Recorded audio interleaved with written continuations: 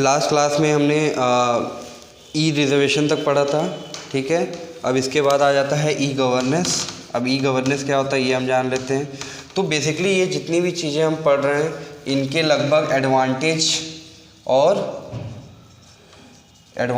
और डिसएडवांटेज सबके लगभग सेम ही है, ठीक है। तो आप किसी का भी किस में लिख सकते हो, बस आपको नाम चेंज करना है और एग्जांपल्स आपको याद रखने हैं, ठीक है। अब ई गवर्नेंस क्या होता है? E governance can be thought as an application of electronic means in governance the interaction between government and citizen and. तो आप आजकल देख रहे हो आरोग्य सेतु ऐप बहुत ज़्यादा फेमस हुआ है कोविड-19 के टाइम, ठीक है। तो बेसिकली अब ये होता क्या है ई गवर्नेंस कि आप अपने गवर्नमेंट के साथ ऑनलाइन के थ्रू बात कर सकते हो। अगर आपको अपनी कोई बात पहुंचानी है गवर्नमेंट को, वो आप इंटरनेट के थ्रू भी कर सकते हो, ठीक है। In the domain of e-governance, the interaction is an umbrella term that covers the delivery of government product and services, exchange of information, communication, transaction and system integration. ठीक है। The national e-governance plan has been formulated by government to promote e-governance on a massive scale. ठीक है। Major e-governance projects in India. पहला जो इसमें दिया है MCA 21, the MCA 21 project provide stakeholder with convenient and secure online access to all services Ministry of Company Affairs key services that can be availed through the MCA 21 portal, ठीक है। अब आप क्या होता है कि ई गवर्नेंस में क्या होता है कि आप बहुत सारी गवर्नमेंट की जो सर्विसेज हैं उनको भी आप एक्सेस कर सकते हो। जैसे आप पासपोर्ट के लिए भी अप्लाई करते हो, राइट। तो पासपोर्ट या आधार कार्ड या आपका ड्राइविंग लाइसेंस, तो ये सब भी आप जाके ऑनलाइन के थ्रू कर सकते हो, क्योंकि आप गवर्नमेंट के साथ इंटरेक्ट कर रहे हो कि मेरी ये सब आइडेंटिफिकेशन बनाने के लिए, ठीक है। और आप अगर इनकम टैक्स भी होता है, राइट। आपको जो भी जॉब करते हैं लोग उनको इनकम टैक्स भरना पड़ता है हर साल, तो उसके लिए गवर्नमेंट ने इनकम टैक्स पोर्टल भी बना रखा है जहाँ पे आप जाके ऑनलाइन अपने टैक्सेस को भर सकते हो, ठीक है। DRDO बेसिकली आपका ये साइंटिफिक एंड रिसर्च ऑर्गेनाइजेशन है।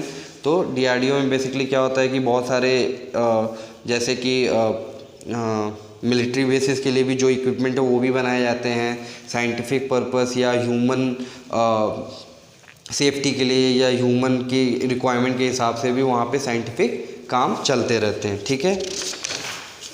Supreme court of India, supreme court में भी आपको कोई पिटीशन फाइल करना है, राइट, या आपको कोई कॉपीराइट क्लेम करना है, राइट। तो ये सब भी आप कोर्ट को भी आप पिटीशन वगैरह फाइल कर सकते हो उनके साइट पे जाके, ठीक है। RTI port right to information act basically क्या बोलता है कि जैसे आपको जैसे मिलिट्री में जाना होता है, राइट। मिलिट्री में हो गया या नेवी में जाना होता है, करेक्ट, मर्चेंट नेवी वगैरह में, तो आप उनकी साइट पे जाके उनकी इन्फॉर्मेशन भी ले सकते हो कि क्या है, हिस्ट्री क्या है नेवी की या मिलिट्री की। उसके हिसाब से आप वहाँ पे अप्लाई भी कर सकते हो अगर आपको मन है। तो बेसिकली जितनी भी गवर्नमेंट की सर्विसेज हैं वो आजकल बहुत मैसिव स्केल पे इंटरनेट पे आ रही हैं, तो वो बेसिकली किसके अंदर आती हैं? ई गवर्नेंस के अंदर, जब हम गवर्नमेंट की सर्विसेज को इंटरनेट के थ्रू एक्सेस कर पाते हैं, ठीक है। सोशल इम्पैक्ट क्या है इसका? The positive impact of e-governance on society can be summarized as e-governance programs have improved the efficiency of administration and service delivery. E-governance program have resulted in reduced waiting time before the work is done. E-governance has proved successful in keeping a tab on corruption to some extent. तो basically जब hand to hand लोग face to face बात करते थे government में जाके तो bribery बहुत ज़्यादा होती थी, लेकिन इंटरनेट पे हर चीज़ का रिकॉर्ड होता है तो लोग ब्राइबरी भी नहीं हो पाती उतनी। E-governance programs have resulted in increased public participation. These programs have resulted in increased transparency and increased accountability of government officers. तो गवर्नमेंट में जो चीज़ चलती थी वो पब्लिक को नहीं पता चल पाती थी, राइट। लेकिन ई गवर्नेंस को होने से अब जो चीज़ें गवर्नमेंट में चल रही है वो ट्रांसपेरेंट रहती है और उनकी अकाउंटेबिलिटी रहती है कि गवर्नमेंट में बेसिकली चल क्या रहा है, राइट। द नेगेटिव और not so positive social impact of e governance. ठीक है, people living in rural and remote area could not benefit from the e governance initiative because lack of computerisation in this area. तो अब इसके कुछ negative points क्या हैं e governance के, कि जो लोग गांव वगैरह में रहते हैं उनके पास इंटरनेट वगैरह की सुविधा तो होती नहीं है, तो वो सब ये सब ई गवर्नेंस की जितनी सर्विसेज हैं उन सबको नहीं उनके एक्सेस कर पाते हैं। ठीक है, not all services are part of e governance so manual methods can not be avoided.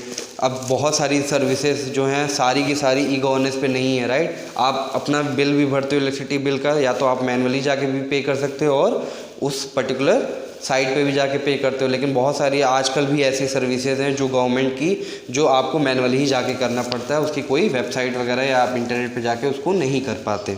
ठीक है, lack of awareness about the e governance programme has prevented people to benefit of it. अब बहुत सारे जो अनएजुकेटेड लोग होते हैं उनको ई गवर्नेंस साइट्स के बारे में नहीं पता होती है, तो अभी भी लोग आप देखते होंगे ये आधार कार्ड के लिए लंबी लंबी लाइन लगेगी या पासपोर्ट ऑफिस में लंबी लंबी लाइन लगेगी। तो क्यों ये होता है? बिकॉज लैक ऑफ नॉलेज की। अब ये सब चीज़ें भी ई गवर्नेंस साइट पे मतलब हम गवर्नमेंट की साइट पे जाके कर सकते हैं, right. Users also find it inconvenient to make payment online due to limited number of certified branches of banks। अब क्या होता है कि कई लोग के पास जैसे जो गांव वाले लोग होते हैं या कुछ ऐसे लोग होते हैं जो वहाँ के लोकलाइज बैंक को यूज़ करते हैं, जैसे देना बैंक या काशी गोमती बैंक, ऐसे जो लोकल बैंक होते हैं। तो अब ये जो लोकल बैंक होते हैं, ये जब आप इन सब वेबसाइट पे पेमेंट वगैरह करने जाओगे तो हो सकता है आपको पेमेंट नहीं करने देगा, क्योंकि वो सब बैंक वहाँ पे लिस्टेड नहीं होते, तो ये सब भी प्रॉब्लम आती है। ठीक है, तो ये सब हमने पढ़ लिया। अब हम इसके बारे में और छठवां इसमें 8वां पढ़ते हैं, ई ग्रुप्स। ठीक है, ई ग्रुप बेसिकली क्या होता है? कम्युनिटी हम बनाते हैं जिस पे हम चीज़ों को डिस्कस करते हैं, एडवाइस करते हैं या बहुत सारी इंफॉर्मेशन को एक्सचेंज करते हैं, राइट। एंड ई ग्रुप और simply a group can be viewed as a way to provide an online environment where like minded individual can together to discuss and share information and insight on topic on their interest. तो जैसे अब मैंने कोई ई group बनाया है sports का या politics का, तो जो जितने भी पॉलिटिक्स में इंटरेस्टेड लोग हैं वो आके वहाँ पे डिस्कस कर सकते हैं। ठीक है, कि हमारे देश में अभी क्या चल रहा है पॉलिटिक्स के बारे में। जो लोग स्पोर्ट्स में इंटरेस्टेड है अगर उनका ई ग्रुप बना है तो स्पोर्ट्स के बारे में लोग उसमें भी डिफ्रेंशिएट कर सकते हैं कि क्रिकेट वाले अलग ई ग्रुप हैं, फुटबॉल वाले अलग ई ग्रुप हैं, राइट। तो हम चीज़ों को वहाँ पर सिमिलर जिनका इंटरेस्ट होता है वो आके चीज़ों को डिस्कस करते हैं। ठीक है, तो इन सब का सबसे बड़ा एग्जांपल क्या क्या है? groups.yahoo.com और दूसरा है groups.google.com। Features of E group. E group क्या है फीचर? इसमें आप बहुत लोग डाइवर्स लोगों के साथ मिलते हो, उनसे बात करते हो, आपका नॉलेज बढ़ता है, राइट। आप अपना व्यू पॉइंट भी रखते हो। ठीक है, एक दूसरे में आप एक दूसरे को पर्सनल मैसेज भी कर सकते हो। ठीक है, पब्लिक इंफॉर्मेशन को डिस्प्ले भी करा सकते हो। ठीक है, benefits of E group. It keeps you in touch with other members. E-groups allow members to exchange messages, plan vacation, participate in meeting online, or share news with the other members of the group. Each group has its own email address, message board, calendar, photo album and more.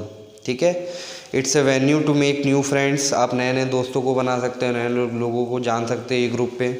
You may choose to keep your e-group public or private depending on your preference. आप अपने ई group को public भी कर सकते हो, या अगर आपने ऐसा कोई ग्रुप बनाया जो आप सिर्फ अपने फैमिली या रिलेटिव के बीच में ही डिस्कस करना चाहते हो, वो भी आप प्राइवेटली कर सकते हो, right. It let's you build a community. आप एक बेसिकली टेक्निकल स्केल पे आप एक कम्युनिटी को डेवलप करते हो, राइट।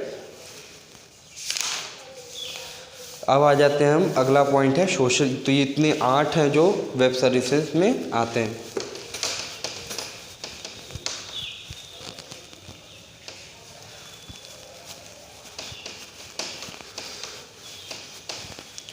अब अगला टॉपिक हम आता है social networking.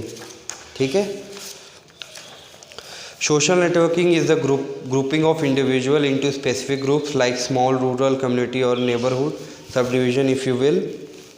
Although social networking is possible in person, especially in university, high school or in workplace, it is the most popular online.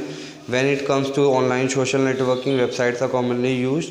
These websites are known as a social site. Social networking basically क्या होता है कि हम specific groups को एक जगह gather करते हैं, राइट। एक जगह नेटवर्क पे गैदर करते हैं इंटरनेट के ओवर, और एक दूसरे से हम चैट वगैरह करते हैं। ठीक है, एक दूसरे की हॉबीज़ या लाइक्स वगैरह को डिस्कस करते हैं, ठीक है। तो बेसिकली ये जो सोशल नेटवर्किंग बेसिकली ये कॉलेजेस वगैरह में बहुत ज़्यादा देखी जाती है। कॉलेज या वर्क प्लेस में, जैसे कंपनी वगैरह में हम काम करते हैं, वहाँ पे भी सोशल नेटवर्किंग बहुत ज़्यादा होती है। और जहाँ पे भी ये सोशल नेटवर्क हम एक्सेस करते हैं, उन सब साइट्स को क्या बोलते हैं? Social sites. Social networking website function like an online community of internet users, ठीक है। Depending on the website in question, many of this online community members share the common interest such as hobby, religion, correct. In short, we can say that social networking sites, also called the social media, are internet sites where people interact freely, sharing and discussing information about each other and their lives using a multimedia mix of personal word, picture, video and तो सबसे बड़ी example social networking आप बोल सकते हो Facebook, ठीक है।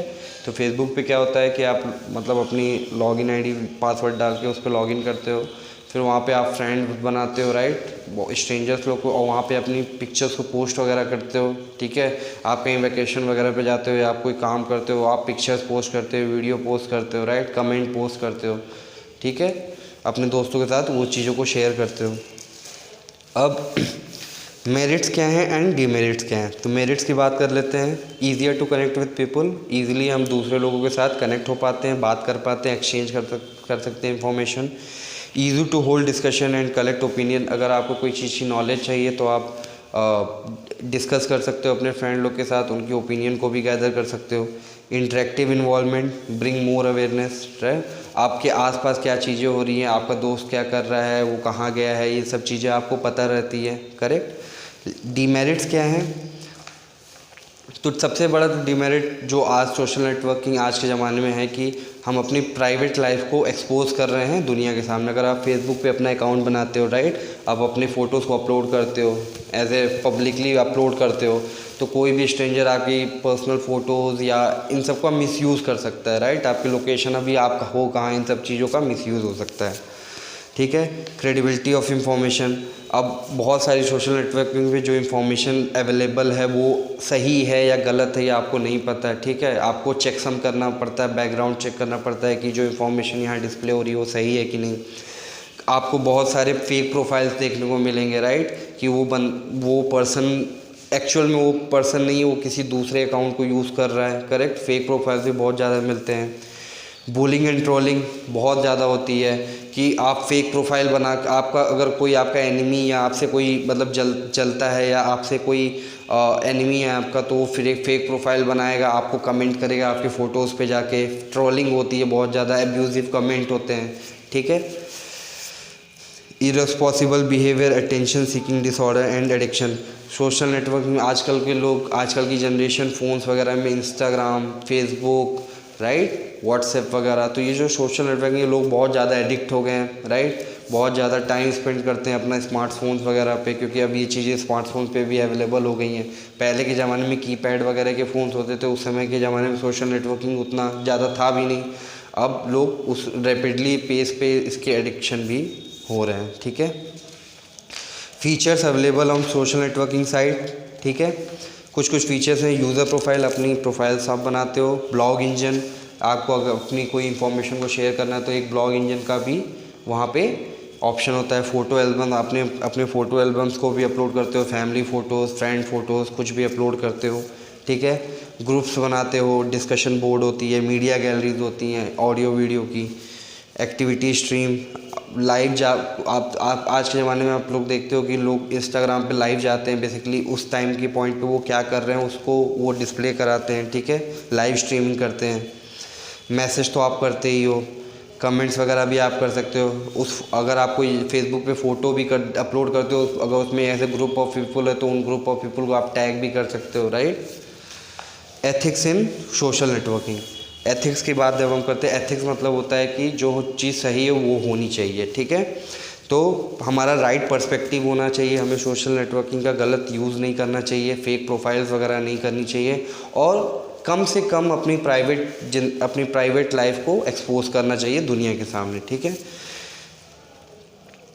Utilitarian perspective, one should deliberately keep away from indulging in illegal and unethical activity like hacking and posting of threatening online message। आपको किसी को थ्रेटन ऑनलाइन मैसेज नहीं करना चाहिए, आपको जो भी वहाँ पे हैकर वगैरह है उनके साथ इन्वॉल्व नहीं होना चाहिए, इलीगल एक्टिविटी से दूर रहना चाहिए। ठीक है। Common good perspective, your every action must not hinder in any way the betterment of the society and promoting common good for the youth. आप ऐसी चीज़ें मतलब सोशल नेटवर्किंग साइट पे जाके करो जो सोसाइटी के लिए अच्छी हों, उनके वेलफेयर के लिए अच्छी हों, ठीक है। अब सर्विस प्रोवाइडर आते हैं इसी के अंदर, ठीक है। तो जैसे है इसमें फ्रेंडशिप सोशल नेटवर्किंग, ठीक है, जिसमें हम लोग जाके फ्रेंड्स वगैरह बनाते हैं सोशल नेटवर्किंग साइट पे, जैसे फेसबुक वगैरह हो गया, ठीक है। Business social networking, business social networking जैसे लिंक्डइन हो गया। लिंक्डइन में क्या होता है कि हम जाके अपने रेज्यूमे, अपने बायो को अपलोड करते हैं, जिसकी वजह से वहाँ पे अगर कोई कंपनी का एचआर वगैरह है, अगर वो हमारी रेज्यूमे बायो को देखता है तो हो सकता है वो हमें हायर भी कर सकता है। तो हम लोग बेसिकली क्या करते हैं कि कंपनी में जितने भी लोग प्रोफेशनल लोग हैं उनका भी एक ग्रुप है जो लिंक्डइन पे अवेलेबल रहता है, जिससे हमारी करियर को अपॉर्चुनिटी मिलती है ज़्यादा से ज़्यादा प्रोफेशनल लोगों के साथ कनेक्ट होके, करेक्ट। हॉबीज़ सोशल नेटवर्किंग, ठीक है। कई लोग की हॉबीज़ के अकॉर्डिंग जैसे कुक होते हैं, जिनको खाना बनाना पसंद है, उन लोग और वो चीज़ें डिस्कस करना चाहते हैं अपने दोस्तों के साथ, तो उनका भी अलग से भी कई लोग बनाते हैं, जैसे जिनको ट्रैवल पसंद है, करेक्ट। तो ट्रैवल के लिए भी अलग सोशल मीडिया, वो लोग सोशल साइट्स बनाते हैं, सोशल नेटवर्किंग करते हैं, ठीक है। Information social networking, education social networking, news social networking, ठीक है। अब आ जाते हैं हम लोग लास्ट टॉपिक मोबाइल टेक्नोलॉजीज़ पे।